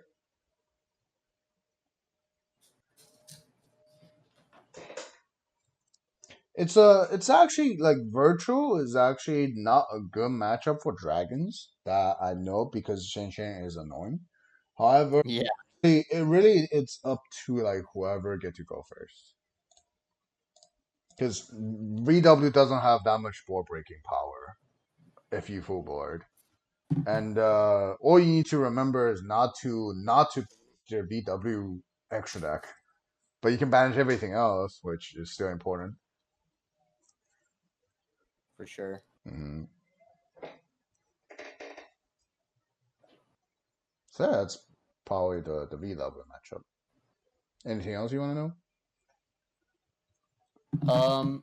That's pretty much it. I might have you like coach some DB games of mine like sometime in the next week or so, All right, cool. I can do that. just to uh just to like I don't know assess my level of like familiarity with my own deck, and then also like interaction. You can honestly just be like save a couple replays and we go over during like another session just for all the replays, and Yeah, for sure.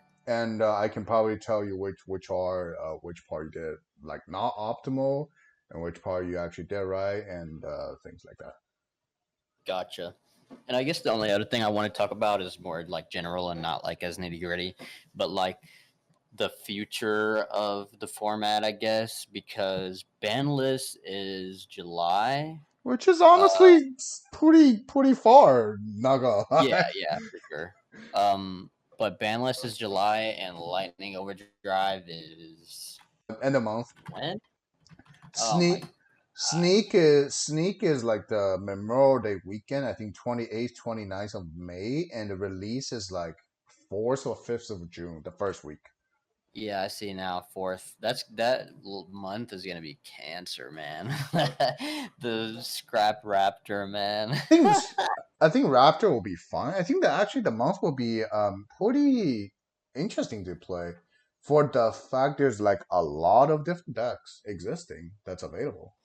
Yeah, that's like in general why I like this format because like I feel like the gap between the good decks and like the rogue decks is like not that far. Um, Okay. but yeah, that the Scrap Raptor stuff is like really crazy and Dino. I Like think that's gonna make Dino like really popular for that month. I haven't really focused into that yet, but I don't think it will change too much. We'll see. Someone might come up with some crazy idea that people that no one else have thought of, which just Yeah, happens. I saw a crazy one that's like just Scrap Raptor is like Appaloosa Dweller Logia Conductor. Hmm. No, that's pretty good. It's crazy. Um, and then also like, what do you think about the Dragoonity stuff? Like, assuming they kill Striker, which obviously I saw your post and I agree that Striker is not the problem card. It's just that like, you know how Konami likes to not hit the problem card to force the deck to play differently rather And than just killing it. I usually don't do these kind of hypothetical things involving the ban list because the uncertainty is just way too big over there. Yeah, For I those agree. is for those is I literally just wait. Oh, once it's here, adjust it with it, and like you can maybe prepare for whatever striker dragon is gone, and then LP is gone at the end, and vice versa, and you just have no control, and all your efforts spent before that banless day might just go into dust, be absolutely useless. So Yeah, I I would agree. just I do not do any kind of prep like that. despite there's so many people in my comment section on YouTube be like, "Yo, shoot, what happened if LP dies? What happened if Striker dies?" Like, well, I just ignore all of them actually, because I wait until it Yeah, happens. Wait until it happens, then we talk about for sure. I just meant specifically it. the Remus and Legatus The, stuff the because the like Dragoni cards are like if you can get them cheap, it's never a bad thing to have. But well, mainly yeah, I just have them. just the Remus, just the Remus. But outside, Yeah, just it's not really doing that much, and we don't know how the card pool gonna be. for sure. Yeah, that's why I feel like it's bad to like prepare really hard for ban lists because the hits to your deck are only like the tip of the iceberg. The hits and boost to all the other decks is what makes it like Yeah, well, really usually just don't even prepare for the balance. It's gonna happen. yeah, I agree. Um, yeah, that's pretty much it for me, man. I'm gonna Okay. like grind some more rated this week. Hopefully, I'm not working as much. I haven't been able to like pay attention to the game for like from like last Saturday until yesterday. Uh, it's been rough. And I was gonna play today, but I'm just like destroyed. I drove like 15 hours twice, back to God. back, and then I spent a day in the warehouse. So it was like, and like Oof. I spent one day like just sleeping in Nice, the middle of nice, that. nice. Yeah, get yourself some break. Yeah, Enjoy for the sure. weekend. That's been Enjoy the today, man. weekend. It's been good. Nice, I'm nice. probably gonna like grind DB for the rest of the night. Cool. Um, and I'll see if I can't get some like decent replays, decently and bad replays to send you. And Sure. I'll hit you up about it, man. I really appreciate it. No problem. Yeah, Yes, I'll sir. probably like edit the whole clip, like the beginning and the end, cut it, and then upload it to YouTube. Probably be sometime during tomorrow. Sounds good, man. Mm-hmm. If you want me to make that chart like look nice, I definitely can do that too. Nah, don't even think about a chart. It's not happening. All right, then. All right, cool. I appreciate it big time, man. Welcome to be here. Glad you learned a lot during the 2 hour session. For sure, dog. I really appreciate it. I'm gonna go grind on DB. Cool. Good luck there. Yes, sir.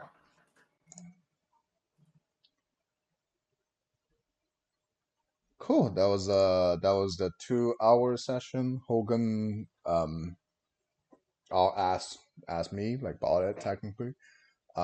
So as usual, if you would like a session like this, we're not limited to talk only on dragons. I'm available for a lot of other different decks, like or just not even a deck in general. If you just come here asking, you don't even have a deck. You asking my opinion to help you find one, which that's also available. If you have some interest in like what's coming in Lightning Overdrive, there's a couple videos that I posted last week. Well, no, earlier this week. It's all on the YouTube channel. The whole VOD will be uploaded to the YouTube channel as another coaching episode as well. So yeah, if you interesting session like this, just hit me up either Facebook or Discord, both are fine. And I hope to see you in the lab as well, and we can talk about different things. Well, obviously everything you want to know. And I'll see you in the lab in the future. See you.